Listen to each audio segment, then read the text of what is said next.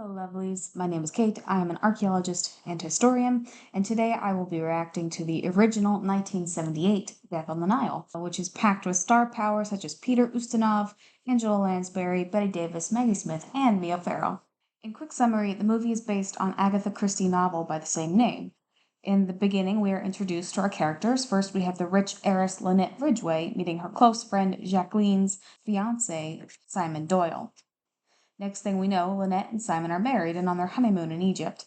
They board the boat SS Karnak along with Detective Hercule Poirot, his friend Colonel Race, the jewelry-obsessed Mrs. Van Schuyler and her nurse Miss Bowers, the socialist Mr. Ferguson, the romance writer Salome Otterborn and her daughter Rosalie, the happy couple's maid Louise, the German doctor Dr. Bessner, the heiress's lawyer Andrew Pennington, and Jacqueline.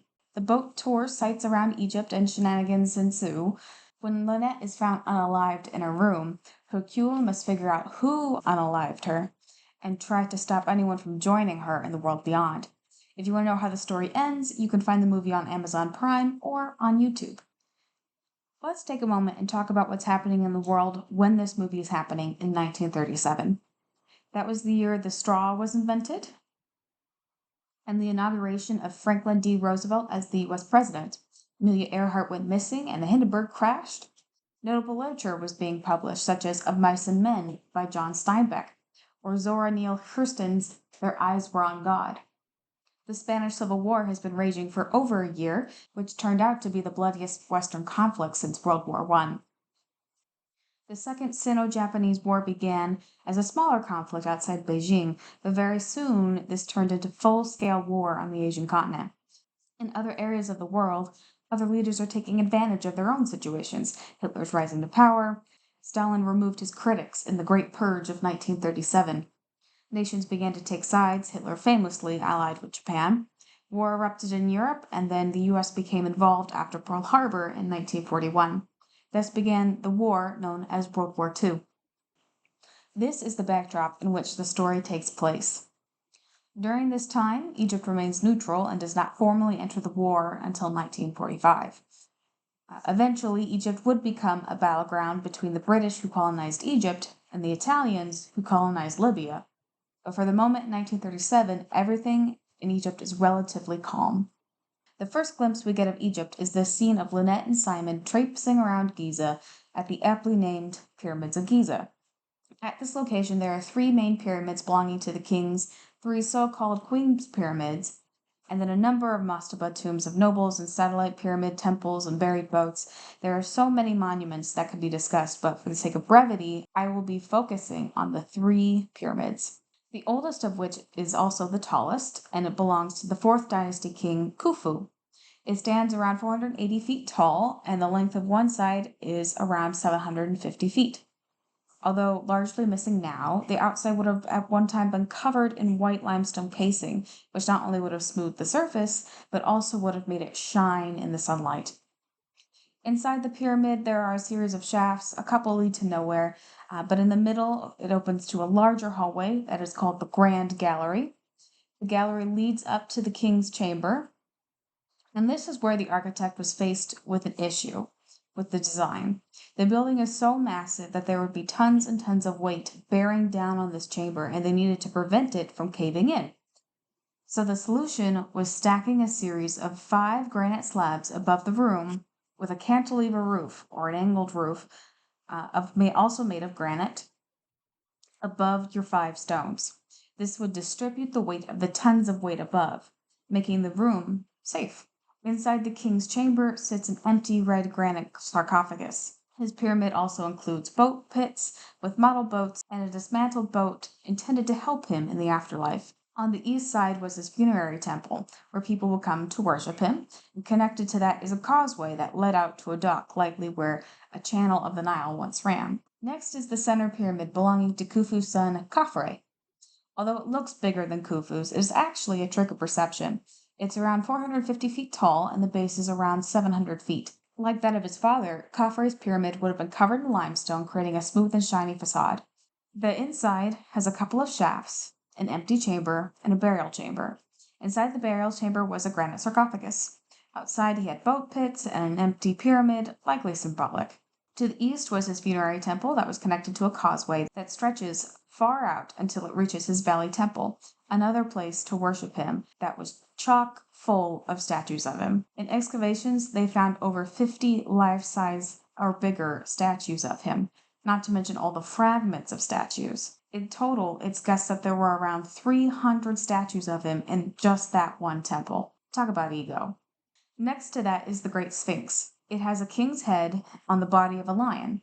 It is thought it represents Khafre, but nobody can be 100% sure, as no one at the time of its construction thought to write down, "We are carving a giant lion with Khafre's head." There was another temple, seemingly for the worship of the Sphinx, but there's very little information as to what exactly the temple was used for. The smallest of the three belongs to Menkaure, son of Khafre, standing at a height of a little over 200 feet. As with the others, his also would have been covered with white limestone. What it lacks in size, it makes up for in intricacy. One of the rooms has column designs carved into the walls. Another room has large niches in the wall, likely where burial goods would have been placed. His sarcophagus was found inside, however, it was lost when it was being transported to England. Yay, colonialism. Outside his pyramid, there are 3 queen pyramids, but we don't know for sure who these pyramids were intended for. On the east side was his funerary temple, which is connected to a causeway leading to his valley temple. None of these pyramids have any sort of religious text or painting on the inside, as that trend doesn't really start until the 5th dynasty pharaoh Unas, or for people in Europe, Wenus. Unfortunately, the remains of all 3 kings have been lost. Also, as a side note, do not climb the pyramids. A, it is very illegal, and B, it is super dangerous as the rocks can crumble under you. And C, that is someone's grave and an international monument. Don't be a Karen. Next, we get a shot outside the hotel. This is the Sofitel Legend Old Cataract Hotel, which is a real place. It is absolutely gorgeous with a price tag fitting of a 5-star hotel resort. One little kink is that in the movie, this hotel is located in Cairo. However, in actuality, it is located in Aswan, which is all the way up the river past all the monuments. You can't get up the river if you've already gone all the way up the river. Next stop is Luxor, which is on the eastern bank. Here we see the Avenue of Sphinxes, which connects Luxor Temple to Karnak Temple. A little under 2 miles long, this road is lined with sphinxes and recumbent rams. Construction began on the road in the New Kingdom, although it is debatable about who started it. It is confirmed that most of the road was built by Nectanebo I, the founder of the 30th dynasty. During the flooding season, the road was utilized during the Opet festival, which celebrated fertility and rebirth. During the rituals, priests would carry barks containing the Theban triad, Amun, his wife Mut, and their son Khonsu, from Karnak Temple to Luxor Temple. They stayed there for a period of time before returning back to Karnak. It celebrated the creation of life, the inundation giving life to crops, regeneration of the god Amun-Ra, and the 2 gods coming together to create the pharaoh. After traveling down the road, the group enters Karnak Temple, which is dedicated to Amun-Ra, where we have a Scooby-Doo-like scene with people moving in and out of pillars. I just wait for a ghost to be running along behind them. The temple complex is massive because each pharaoh liked to leave their own mark, so they would build an addition.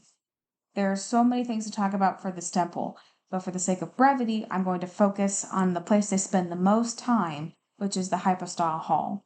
The term hypostyle hall simply means a space in which the roof is supported by columns, and although there is largely no roof today, the entire room would have been covered by a ceiling, letting light in only select locations.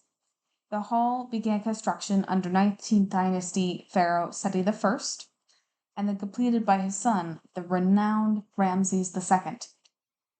In total, there are 134 columns, some reaching up as 65 feet tall. The columns are decorated in raised relief, meaning the background stone is carved away, leaving the image raised out of the stone, or sunk relief, meaning the image is carved into the background, making it sink into the stone. The reliefs glorify the pharaohs who reigned during the construction, as well as the gods that the temple is dedicated to. The walls outside the hall show great military achievements, such as Ramses II's victory over Kadesh. The walls also contain the first earliest known international peace treaty between the Egyptians and the Hittites out of Syria, or at least that's what Ramses II says. We have another account from the Hittites themselves, which presents the information in a much more neutral version. It is likely that the two sides met in a stalemate and decided to call it quits with a treaty rather than any one side winning. At the time they were constructed, they also would have been painted vibrant colors. It must have been breathtaking to see new and completely painted. And also, let's take a moment to appreciate the craftsmanship, the sheer amount of man hours and skill this must have taken to complete. Modern teams of scholars have been working to document the hall and the outside walls to this day for decades, but they're not even close to being done. Every inch of available surface has been covered with relief, and to hand draw inscriptions takes a long time to be accurate. Even with cameras, there's only a short period of time of the day where the sun is in good enough position so that the relief can be easily seen in the photo. Unfortunately, due to natural and man-made environmental conditions, the relief is in a constant state of decay. It has happened before when someone was recording relief, went to lunch, and then come back to find a chunk of relief has fallen off the wall. That is why projects like these to record these monuments is so important, because they won't be around forever.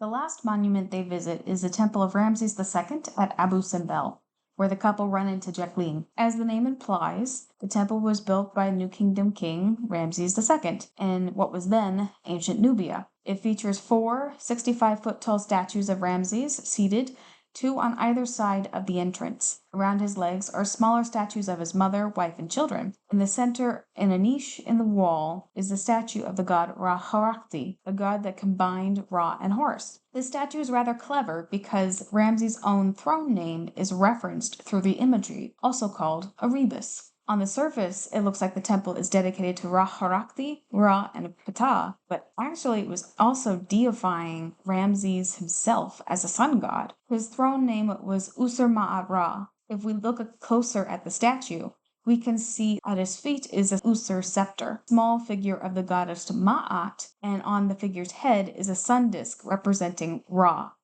Put those together and you got the name Usur-Ma'at-Ra. Then when you get inside the temple, there was the hypostyle hall lined with figures.